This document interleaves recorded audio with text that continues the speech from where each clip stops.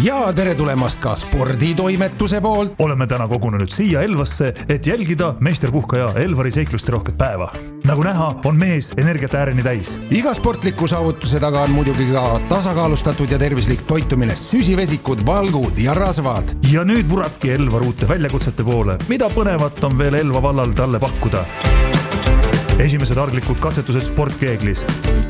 Algajõnn, milline sooritus, millised emotsioonid? Siit on hea edasi minna kosutava joogipausi ning väikese jalasirutusega kuldsel ja kuumal rannaliival.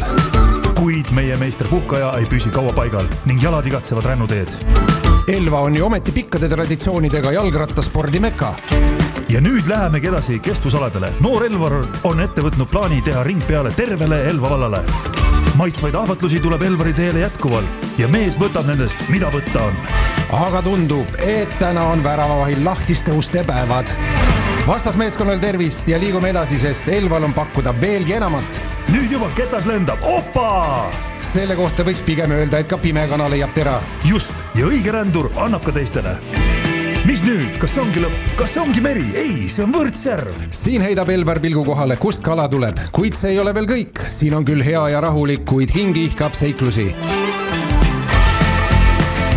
Maante kutsub, fännide hordid juubeldavad teepervel, et kas või hetkeks energiast pakatavast Elvarist osa saada. Mees ei lase end eksitada, sest palju on veel ees ning töö kiidab tegijat. Teada on, et 2 kõva kivi head jahu ei jahvata ja terad tuleb eraldada sõkaldest. Need on hetked, mis on talletamist väärt.